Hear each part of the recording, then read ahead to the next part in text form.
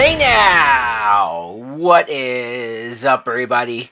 My name is Mike Brown, aka Review King MB, and this is my 31 days of horror movie reviews. And I was told, I was made aware that over on Shudder, which they have been doing for the last couple years now, they've released a brand new VHS movie because we haven't gotten enough of those. I don't know what we're up to now, 7, 8, 9. Who cares? This is a 2024 film. It's called VHS Beyond. And if nothing else, if the only positive thing I have to say, which I have a couple positive things to say, is that this movie at least a little more focused than past VHS movies. The VHS films have always been this anthology where, the premise is kind of a character finds these tapes and we watch them through them, and you see it's several different types of horror stories, and it's directed by different people, and they don't always connect. They don't always have a through line.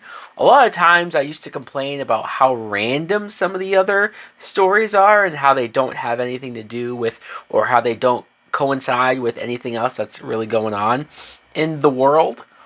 However, this one tried to do like a documentary style where they were pretty much all covering aliens and the existence of aliens. Each and every one of these, well, not everyone, but most of these tapes are supposed to be trying to prove that aliens exist.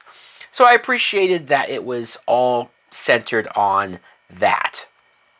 Now, what I thought of this VHS film, overall, I didn't love it. I didn't hate it either. I think, just like a lot of these VHS movies, at least in my opinion, there's some good and there's bad. And in this case, some of the bad almost dragged down the stuff that I actually did like about it. Let's talk about the first tape. You see this rogue group of cops who are sort of trying to investigate some weird ass shit that's going on in this house, and when they get in there, it's some weird ass shit. There's like undead people. At first I thought they were zombies, but come to find out that like there's obviously an alien in the attic. And I will say this, the way it's shot, obviously you have that POV Blair Witch style point of view, and so that probably helps make it all look as good as it does. But there was plenty of practical effects, there was plenty of blood and gore. It almost felt like a raid style type deal, with the cops having to shoot and kill and sort of rip apart any of these creatures, undead people that were coming after them. And of course, you have some characters doing some dumb things, and that's always frustrating.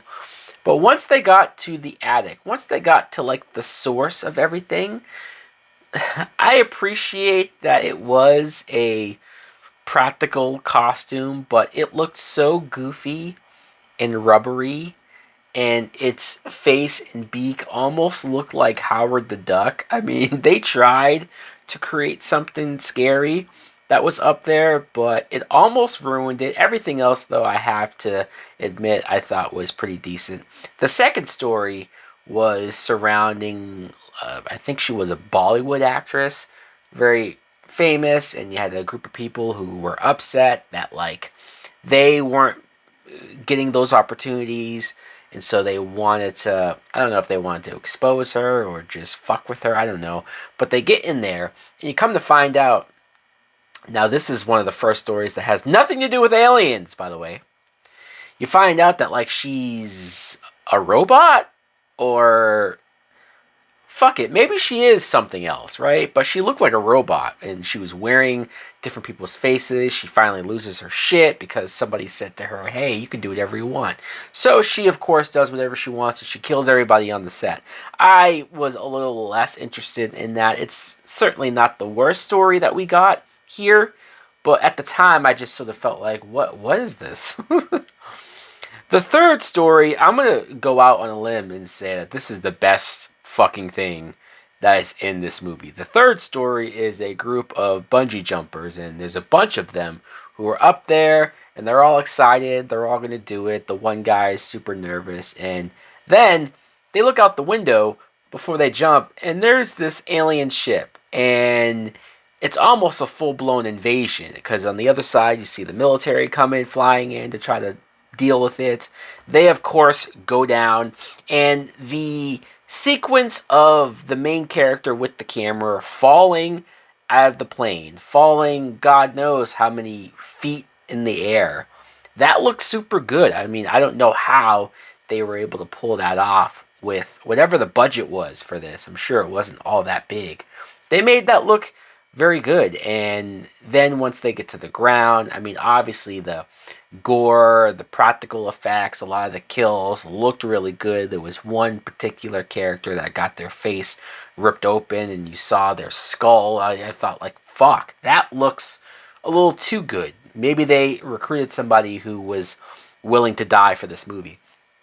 And then you see the aliens, and like there was parts where the CGI of these aliens looked like shit, but once again, I was able to forgive it because there was other times where the effects of the alien looked really good. And I can't be too nitpicky, especially about this one. I can't complain about maybe how the aliens looked and whatnot, because there was one jump scare. If you've seen this movie, it's the jump scare of the main character in the car, and the alien, like, he looks over, turns, and the aliens, and like, I know it's such an easy effect, right? It's such an easy jump scare. Like, even describing it, I know it sounds like nothing, but the way it was done and the way that it legit made me go, oh shit. And I usually never really fall for jump scares, or if I do fall for a jump scare, I know it's coming and they barely get a reaction out of me. This got a pretty intense reaction out of me. I was shook for like 2 seconds and I felt disgusted with myself.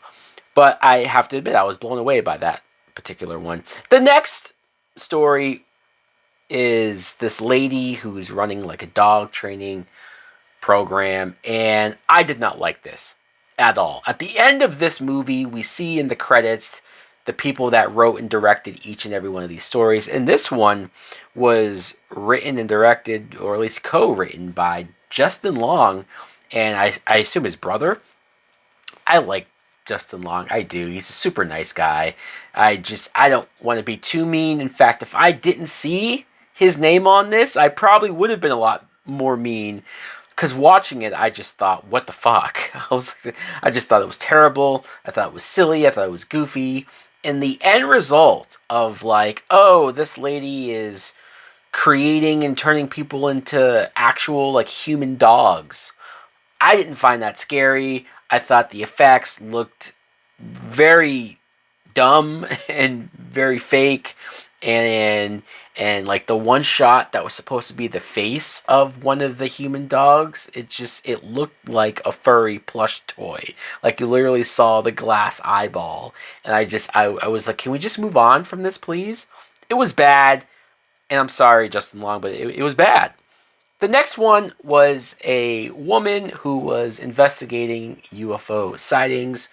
I thought this was okay. I mean, I thought the acting from the main actress was really good.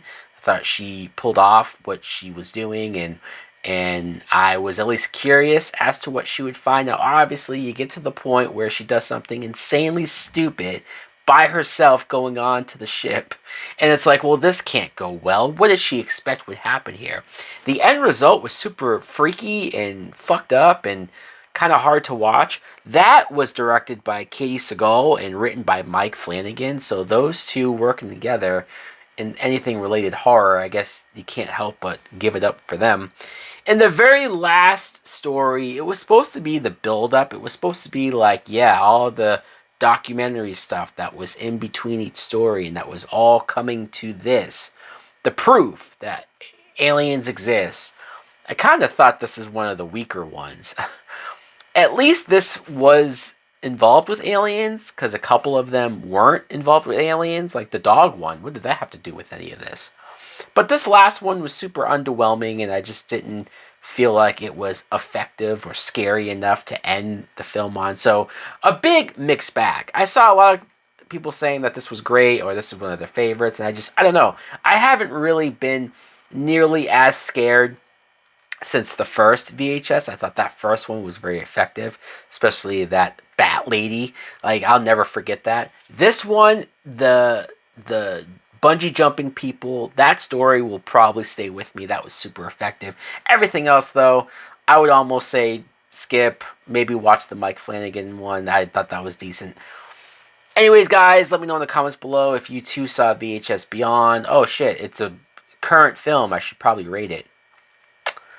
Oh man, I'm going to be super ultra mega nice because of the couple ones that I thought were good. I'm going to give it a rental, a Netflix and chill. Oh yeah. So guys, let me know in the comments below if you've seen this. Thanks for watching. Like, comment, subscribe. Later. These silent screams became a part of me. I'm moving past that. Please won't you free my soul? Can't hardly breathe in this society. I'm just a madman. Please, misery, yeah.